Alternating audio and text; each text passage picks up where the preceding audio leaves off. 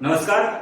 सियासत के सुर में आप सभी का स्वागत है। मैं आशीष उपाध्याय आप सभी का हार्दिक अभिनंदन और स्वागत करता हूं अपने चैनल पे जिसका नाम है सियासत के सुर।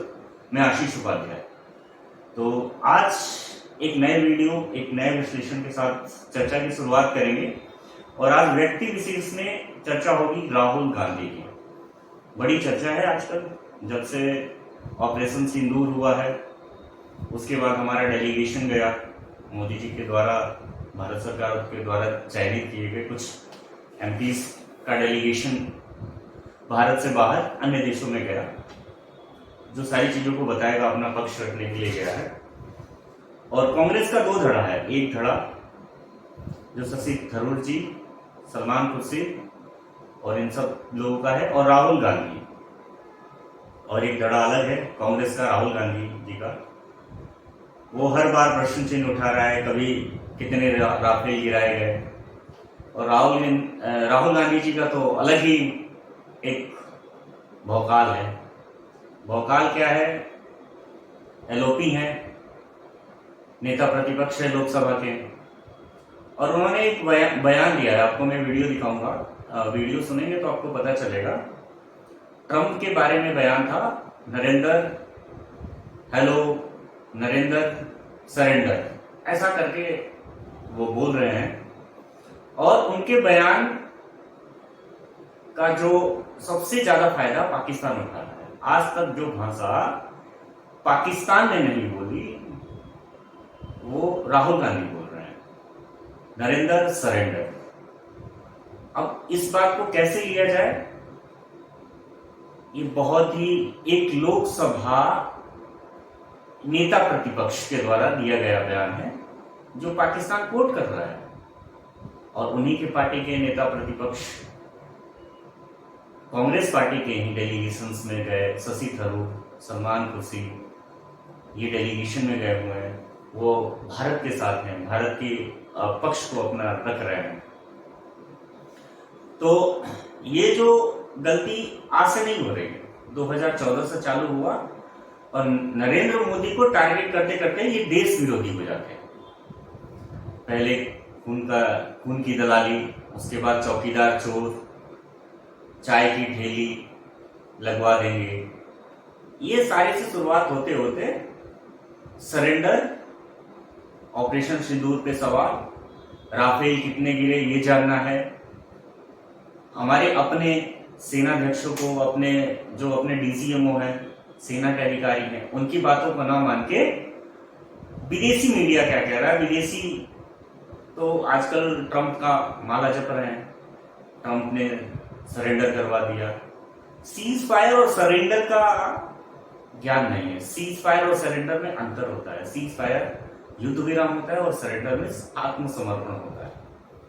तो ये सारी चीजें हैं, और हर जगह हर सभा में एक जोक की तरह, मतलब नेता प्रतिपक्ष का मतलब होता है एक गंभीर सरकार का स्टैंड, सरकार के साथ आप तो एज ए जोक ले रहे हो, जोकिंग।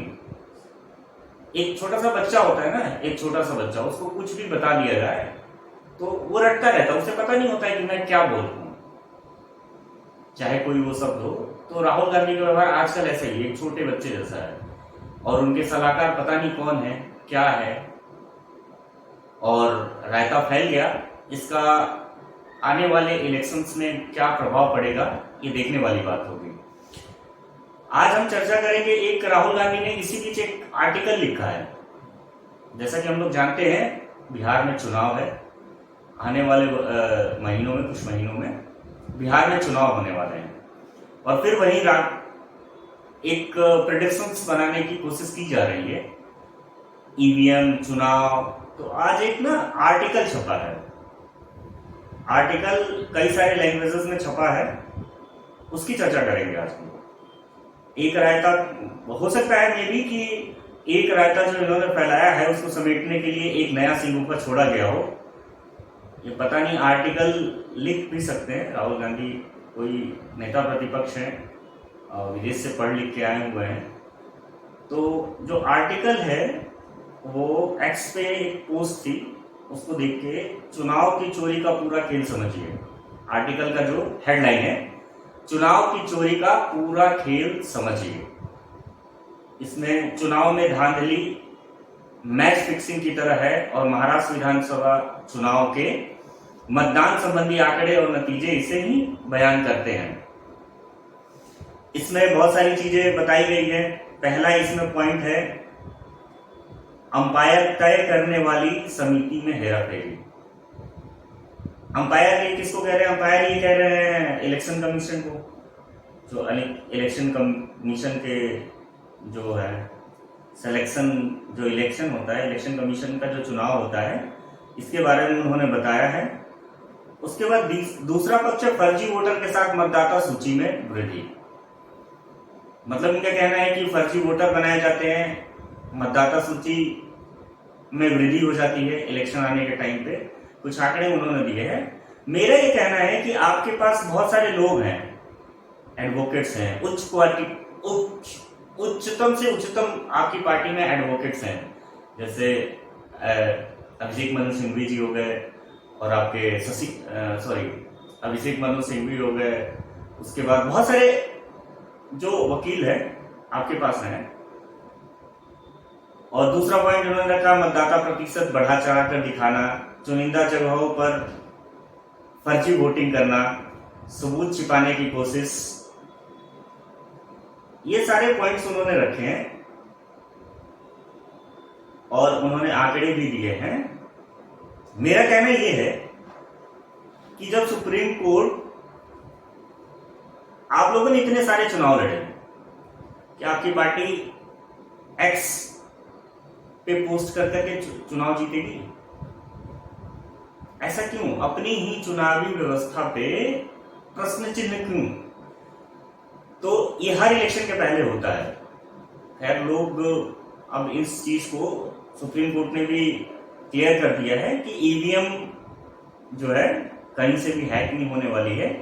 दिक्कत ये है कि जब इलेक्शंस आता है तो अपनी हार को छुपाने के लिए ये सारी चीजें पहले से ही एक वातावरण तैयार किया जाता है, और उसी तैयारी में मुझे लग रहा है कि ये सारे आंकड़े दिए गए। मेरे कहने का मतलब ये है कि आपके पास आंकड़े हैं, सब कुछ है, वकील है, और सुप्रीम कोर्ट में आप लोग चले ही जाते हो। जैसे कि मैंने देखा, जब संसदीय तरीके से वक्फ एक्ट को लाया गया, संशोधित किया गया, तो तुरंत, अभी राष्ट्रपति का सिग्नेचर भी नहीं हुआ था, उससे पहले ही आप लोग सुप्रीम कोर्ट में चले गए। तो आप लोग इन आंकड़ों को लेके सुप्रीम कोर्ट जाते क्यों नहीं है? जाना चाहिए ना, सुप्रीम कोर्ट में जाइए, इन आंकड़ों को रखिए, आप अपने सबूत को दिखाइए, या आपने जो इलेक्शन जीता है, जहां से जीता है, जीत के आए हैं, आप अपनी लोकसभा को चैलेंज कर दीजिए कि हमने जो जीत हासिल की है उसमें ऐसे ऐसे मतलब आंकड़ों में दिक्कत है। चुनाव लगभग 1 साल हो चुका है, महाराष्ट्र का चुनाव 1 साल से ज्यादा हो चुका है, और बिहार का चुनाव आने वाला है। बिहार चुनाव से ठीक पहले कि आर्टिकल 9-10 पेपर्स में आर्टिकल लिखा है इन्होंने, इंग्लिश में भी छपा है, हिंदी में भी छपा है, कई सारे पेपर्स में इनको छापा है। इसका मतलब क्या है? क्या दिखाना चाहते हैं? दिखाना यही है कि आप या तो बहाने बना रहे हैं, बिहार चुनाव में अगर कुछ चीजें आ रही हैं तो पहले से ही एक एटमॉस्फेयर, एक वातावरण बना के रखा जाए ताकि ईवीएम को, चुनावी प्रक्रिया को दोष दिया जाए। आपके पास इतने सारे वकीलों की फौज है आपके पास, आप जाते क्यों नहीं? जाना चाहिए, सुप्रीम कोर्ट जाइए, इन सारे आंकड़ों के साथ चैलेंज कीजिए उसको। नहीं। अब कांग्रेस के बारे में मैं क्या बोलूं, मुझे लगता है कि कांग्रेस अब एक्स पे ही चुनाव लड़ लेगी। एक्स पे ही चुनाव लड़ना है, एक्स पे ही इनका सब कुछ है, सारा कुछ एक्स पे ही है। 2-3 चीजें हैं, मोदी विरोध करना है, मोदी विरोध को करते करते देश का विरोध करने लग जाते हैं ये लोग। इनका फायदा पड़ोसी मुल्क उठाने लग जाता है, दुश्मन देश उठाने लग जाता है। इनको ये जानने में दिलचस्पी होती है कि हमारे कितने विमान गिरे। ये जानने में कांग्रेस के नेताओं को सुनिए, जो दूसरा वाला पक्ष है, कांग्रेस के नेता दूसरे वाले जो पक्ष वाले, राहुल गांधी के जो पक्ष के लोग हैं, उनको ये जानने में दिलचस्पी नहीं है कि पाकिस्तान का कितना नुकसान हुआ। इनको ये जानने में दिलचस्पी कि हमारा नुकसान कितना होगा। दूसरी बातों पे जो चर्चा करते हैं, दूसरा डेलीगेशन जो गया हुआ है, अभी मानसून सत्र आने वाला है।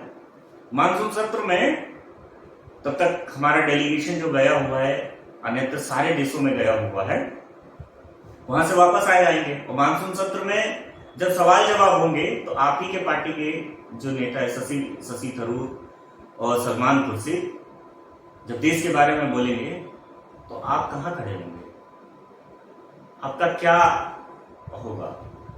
तो ये सारी चीजें हैं और मुझे नहीं लगता कि अब जनता राहुल गांधी को इतना सीरियस लेती है। इस बारे में आप लोगों का क्या ख्याल है, कमेंट करके जरूर बताइएगा। वीडियो पसंद आए तो लाइक कीजिएगा और चैनल को सब्सक्राइब करना ना भूलिए, सपोर्ट कीजिएगा। धन्यवाद।